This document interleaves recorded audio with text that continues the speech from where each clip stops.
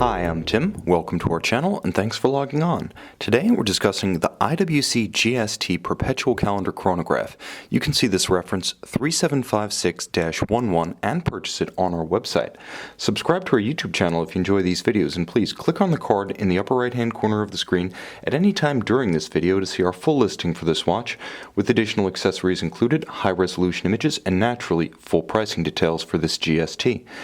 Now, the GST Perpetual Calendar Chronograph was part of the Millennial series of IWC GST Sports Watches, but it had a far shorter run than the GST series in general. This model had a run from 2001 to 2004, but within that series, the salmon dial that you see here only ran from 2001 to 2002, and it's considered to be something of a grail watch within the GST series. Now, on my wrist, 6 1/3 inches, 16 centimeters in circumference, you can see that this is a full-sized, even oversized modern sports watch. The measurement across the round of the case, that is from 3 o'clock to 9 o'clock, is 43 millimeters, but that's not inclusive of the crown or the chronograph pushers. Now, in terms of thickness, it's pretty sizable. 16.5 millimeters thick. You can see there's a little bit of outward cantilever of the bezel, so it's not the easiest watch to wear with tight sleeves, but it is a sporty timepiece that will pair well aesthetically with a blazer or sport coat.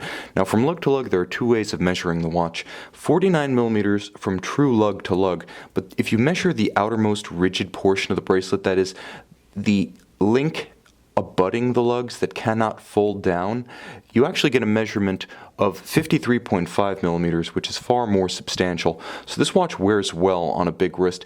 It's also a viable alternative to something like an Audemars Piguet Royal Oak Offshore, a Breitling Avenger, Breitling Super Ocean, a Hublot Big Bang, all of those 43 to 45 millimeter sports watches. You really find that this is a viable substitute in terms of wrist real estate with a little bit more exclusivity and, dare I say, tasteful elegance to it. Now, the watch is stainless steel with a solid caseback and a substantial modular bracelet, a deep case and large lugs. It's all of a piece and it feels very hefty on the wrist.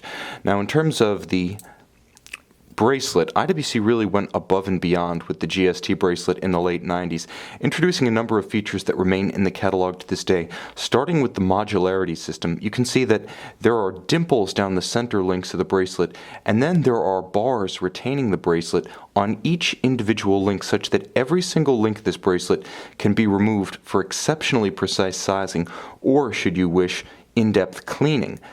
Ergonomically superb on that basis, it also includes a trigger-actuated deployant clasp. Now, on the outside, you can see it's actually quite low in profile, featuring a beautiful satin-finished IWC marquee, and then on the inside, gorgeous engine turning, and of course that trigger to release it. It's not friction fit, it can't accidentally pop open, and that's what you really want on a large and heavy sports watch like this.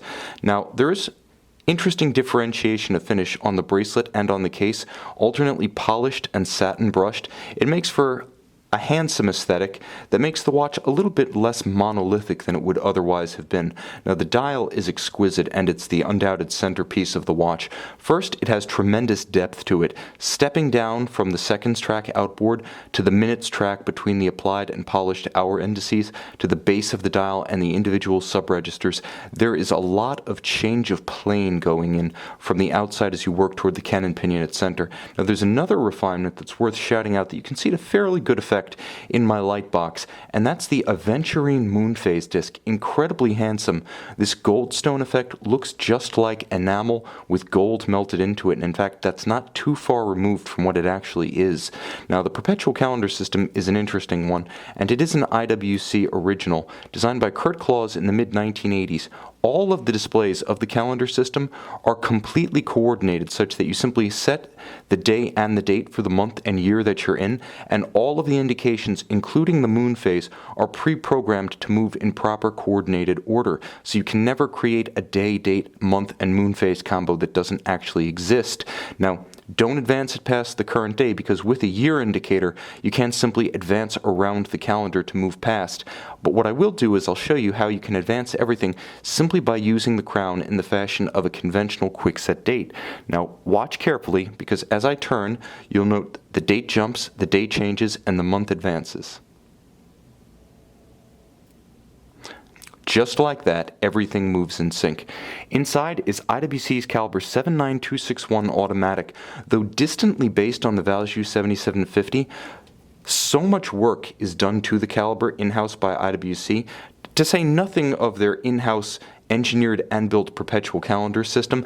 The base caliber has renewed train wheels, regulator, barrel. An immense amount of changes are wrought on the 7750 as delivered, so it really does become IWC's own movement, albeit with all of the virtues of the 7750, efficient unidirectional winding, tank toughness, hacking seconds, and of course with this watch, the mother of all quick-set dates. Naturally, the watch is also a chronograph, so you can use the king of all complications in concert with perhaps the most useful daily complication. You can see and you can purchase this IWC GST Perpetual Calendar Chronograph on our website.